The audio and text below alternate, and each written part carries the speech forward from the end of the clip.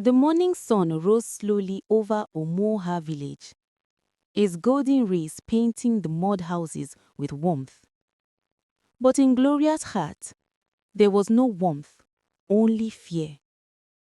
She sat quietly on her raffia mat, rocking her newborn baby girl, while her three other daughters, Amara, Chioma, and Nwozi, played outside, laughing without a care in the world.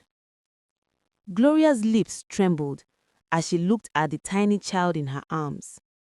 She was beautiful, with round cheeks and soft curls, but Gloria's heart was heavy. She knew what the birth of another girl meant.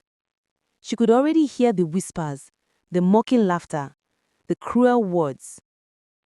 Just then, the bamboo door creaked open, and Chike, her husband, walked in. His eyes went straight to the baby. "A girl!" His voice was sharp like a knife. Gloria swallowed hard. "Yes, Chike. She is healthy. Come and hold her." But he didn't move closer. He just stood there, breathing heavily, his fists clenched. "4 girls, Gloria. 4! Do you want to turn my compound into a school for girls? What about my legacy? Who will carry my name? Who will inherit my land? Who will bury me when I die?" Gloria's eyes filled with tears. "Children are from God, my husband. Sons, daughters, it is God who decides. Please, don't be angry. Our daughters are blessings."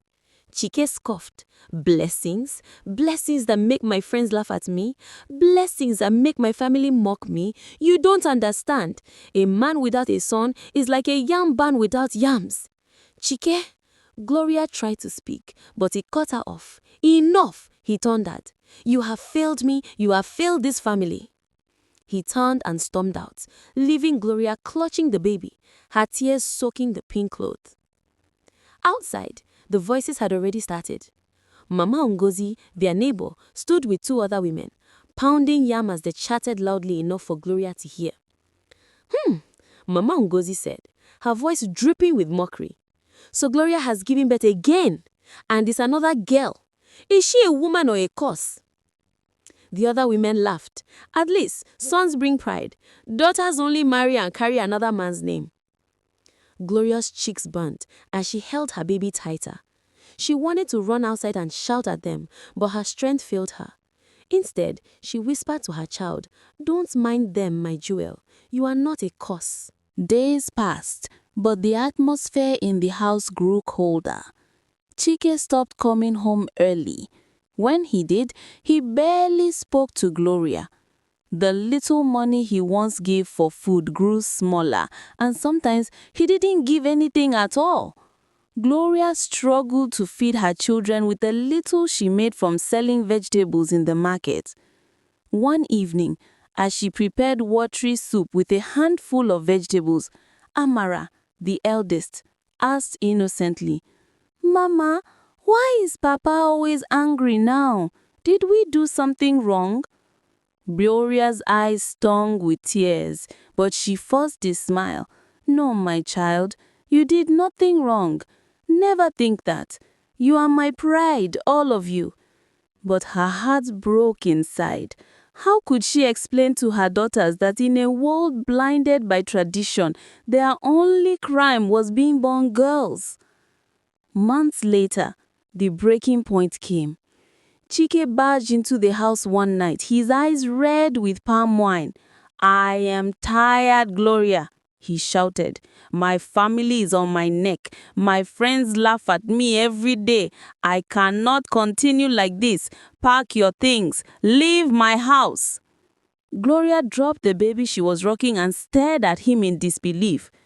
"Chike, what are you saying?" "I said leave," he roared. "Go back to your father's house. Maybe he will appreciate your daughters. I need a real woman, a woman who can give me a son." Gloria fell on her knees, her voice breaking. "Please, my husband, don't do this. Think of our children. They need their father. Don't let the world tear us apart." But Chike's heart was hardened. "You and your daughters will leave tomorrow." The next morning, the compound was filled with curious neighbors.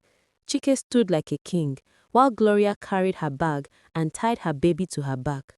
Amara and her sisters clung to her wrapper, confused and frightened. Mama Ngosi's laughter rang out again. Didn't I say it? A woman without a son is useless. At least Chike can now find a real wife. Gloria's ears burned as the women mocked her.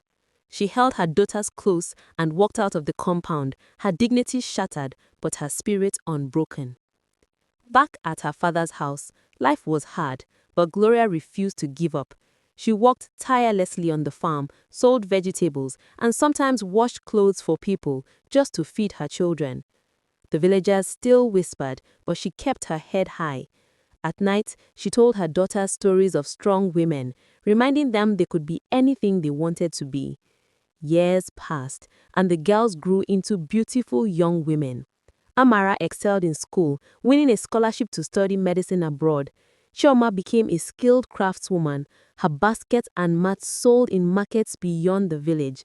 Ngosi's voice made her a sensation in the church choir, and the youngest, Ijewoma, topped her class every term. Slowly, the whispers in the village began to change. The same people who mocked Gloria now praised her. Her daughters are shining like stars, they said. Truly, she is blessed. Meanwhile, Chike's life was unraveling. His new wife, who had given him a son, turned out to be arrogant and disrespectful. She insulted him openly, spent his money recklessly, and never cared for his home. The son he celebrated was weak and constantly ill, draining him financially and emotionally. One evening, years later, Chike appeared at Gloria's father's house. His shoulders were slumped, his clothes worn, his pride gone. "Gloria," he said softly. His eyes were full of shame. "I came to beg. I was foolish. I thought sons were everything.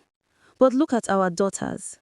They are strong, intelligent, and successful. I wronged you. Please forgive me." Gloria looked at him for a long time. Memories of pain flooding her mind. The humiliation, the mockery, the nights she cried herself to sleep. Then she glanced at her daughters, standing tall and proud beside her. "I forgive you, Chike," she said quietly, "but I will never forget. You chased me away because I bore girls. Today, those girls are my pride, my strength, my glory. Children are not curses, whether boys or girls, they are gifts from God." The villagers who had gathered nodded in agreement. For the first time, Gloria's truth echoed louder than the mockery.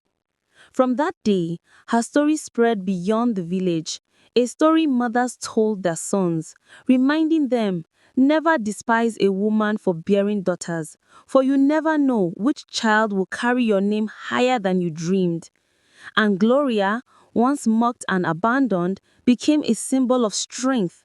Her daughters her crown, her life a lesson that the worth of a child is never measured by gender but by the greatness they achieve. Thanks for watching. Please like, comment, and subscribe.